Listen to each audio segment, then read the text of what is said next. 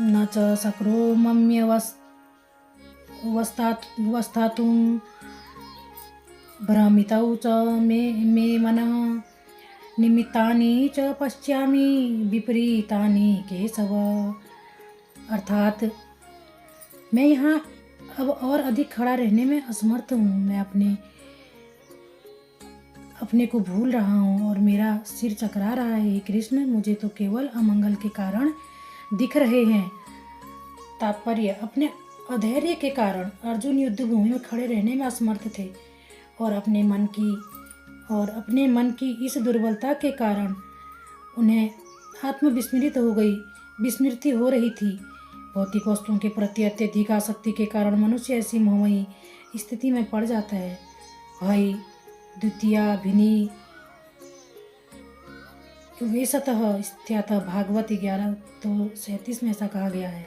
ऐसा भय तथा मानसिक असंतुलन उन व्यक्तियों में उत्पन्न होता है जो भौतिक परिस्थितियों से ग्रस्त होते हैं। अर्जुन को युद्ध भूमि में केवल दुखदायी पराजय की प्रतीति हो रही थी। वह शत्रु पर विजय पाकर भी सुखी नहीं होंगे। निमित्तानि विपरीतानि शब्द महत्वपूर्ण है। जब मनुष्य को अपनी आशाओं में केवल निराशा दिखती है तो वह सोचता है, मैं यहाँ क्यों हूँ।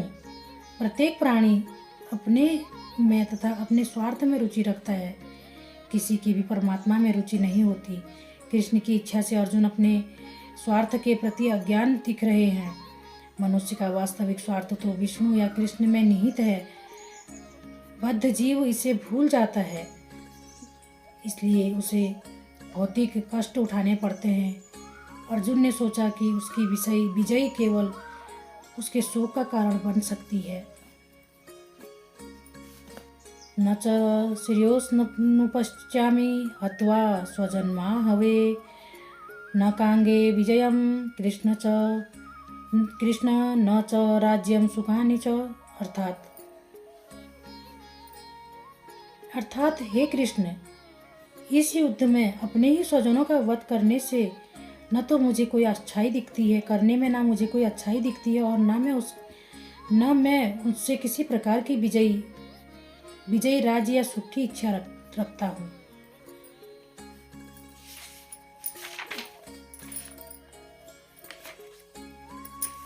तात्पर्य, यह जाने बिना कि मनुष्य का स्वार्थ विष्णु या कृष्ण में है, सारे बद्ध जीव शारीरिक संबंधों के प्रति यह सोचकर आकर्षित होते हैं कि वे ऐसी परिस्थितियों में प्रसन्न रहेंगे। ऐसी देहात्मा बुद्धि के कारण वे भौतिक सुख के कारणों को भी भूल जाते हैं। अर्जुन तो क्षत्रिय थे, क्षत्रिय का नैतिक धर्म भी भूल गए।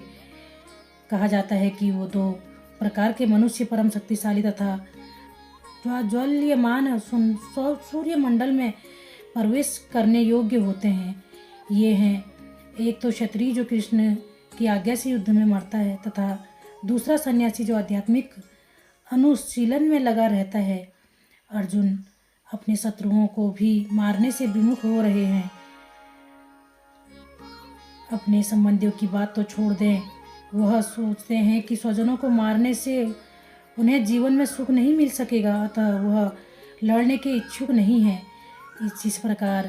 जिस प्रकार की भूख न लगने पर कोई भोजन बनाने को तैयार नहीं होता, उसने तो वन जाने का निश्चय कर लिया।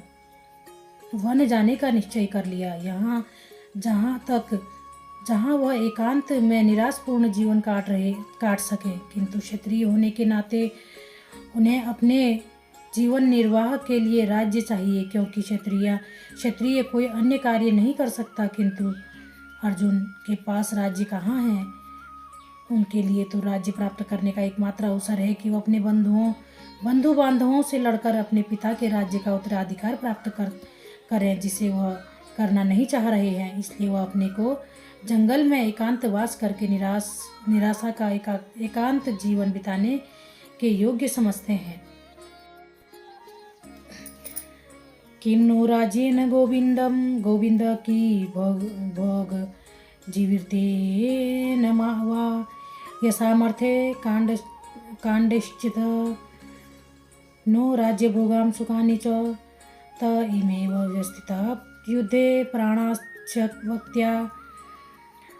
वक्त्वा धनानि च आचार्यः पितरः पुत्रस्ततौ च पितामहः मातुलः श्वशुरः पौत्रः श्यालः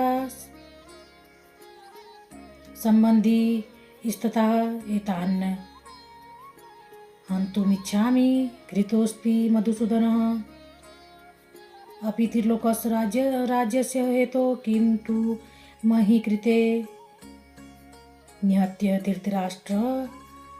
राष्ट्रन्न का प्रीतम स्या जनार्दन। अर्थात हे गोविंद, हमें राज्य सुख अथवा इस जीवन से क्या लाभ, क्योंकि जिन सारे लोगों के लिए हम उन्हें चाहते हैं वे ही इस युद्ध भूमि में खड़े हैं। हे मधुसूदन, जब गुरुजन, पितृगण, पुत्रगण, पितामह, मामा, ससुर, पौत्रगण, साले तथा अन्य सारे संबंधी अपना अपना धन एवं प्राण देने के लिए तत्पर हैं और मेरे समक्ष खड़े हैं, तो फिर मैं इन सबको क्यों मारना चाहूँगा, भले ही वे मुझे क्यों न मार डालें। हे जीवों के पालक, मैं इन सबों से लड़ने को तैयार नहीं, भले ही बदले में मुझे तीनों लोक क्यों ना मिलते हों। इस पृथ्वी की तो बात ही छोड़ दें, भला धृतराष्ट्र के पुत्रों को मारकर हमें कौन सी प्रसन्नता मिलेगी। तात्पर्य, अर्जुन ने भगवान कृष्ण को गोविंद कहकर संबोधित किया क्योंकि वे गौओं तथा इंद्रियों के समस्त प्रसन्नता के विषय हैं। इसी विशिष्ट शब्द का प्रयोग करके अर्जुन संकेत करते हैं कि हे कृष्ण, यह समझे कि अर्जुन की इंद्रियां कैसे तृप्त होंगी, किंतु गोविंद हमारी इंद्रियों को तुष्ट करने के लिए नहीं है। हाँ, यदि हम गोविंद की इंद्रियों को तुष्ट करने का प्रयास करते हैं तो हमारी इंद्रियां स्वतः तुष्ट होती हैं। भौतिक दृष्टि से प्रत्येक व्यक्ति अपनी इंद्रियों को तुष्ट करना चाहता है और चाहता है कि ईश्वर उसके आज्ञा पालक की तरह काम करे, किंतु ईश्वर उनकी तृप्ति वहीं तक करते हैं जितनी कि वे पात्र होते हैं, उस हद तक नहीं जितना वे चाहते हैं। किंतु जब कोई इसके विपरीत मार्ग ग्रहण करता है, अर्थात जब वह अपनी इंद्रियों की तृप्ति की चिंता न करके गोविंद की इंद्रियों की तुष्टि करने का प्रयास करता है, तो गोविंद की कृपा से जीव की सारी इच्छाएं पूर्ण हो जाती हैं। जहाँ पर जाति तथा कुटुंबियों के प्रति अर्जुन का प्रगाढ़ स्नेह आंशिक रूप से इन सब के प्रति उसकी स्वाभाविक करुणा के कारण है, अतः वह युद्ध करने के लिए तैयार नहीं है। हर व्यक्ति अपने वैभव का प्रदर्शन अपने मित्रों तथा परिजनों के समक्ष करना चाहता है, किंतु अर्जुन को भय है कि उसके सारे मित्र तथा परिजन युद्ध भूमि में मारे जाएंगे और वह विजय के पश्चात उनके साथ अपने वैभव का उपभोग नहीं कर सकेगा।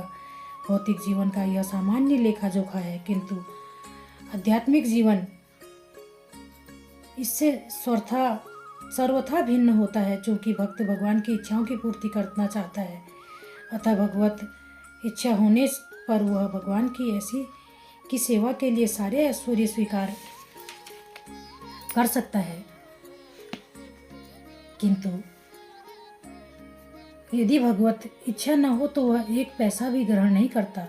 अर्जुन अपने संबंधियों को मारना नहीं चाह रहा था, और यदि उनको मारने की आवश्यकता हो तो अर्जुन की इच्छा नहीं थी। इच्छा थी कि कृष्ण स्वयं उनका वध करें। इस समय उसे यह पता नहीं है कि कृष्ण उन सबों को युद्ध भूमि में आने से पूर्व ही मार चुके हैं और अब उन्हें निमित्त मात्र बनना है। उनका उद्घाटन अगले अध्यायों में होगा।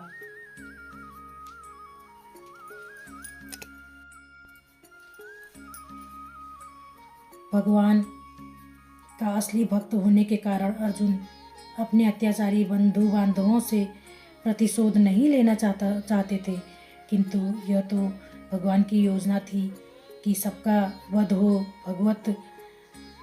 भगवत दुष्टों से प्रतिशोध नहीं लेना चाहते थे, किंतु भगवान दुष्टों द्वारा भक्त के उत्पीड़न को सहन नहीं कर पाते। भगवान किसी व्यक्ति को अपनी इच्छा से क्षमा नहीं कर सकते हैं, किंतु यदि कोई उनके भक्तों को हानि पहुंचाता है तो वे उसे क्षमा नहीं करते। इसलिए भगवान इन दुराचारियों का वध करने के लिए उद्यत थे, यद्यपि अर्जुन उन्हें क्षमा करना चाहते थे।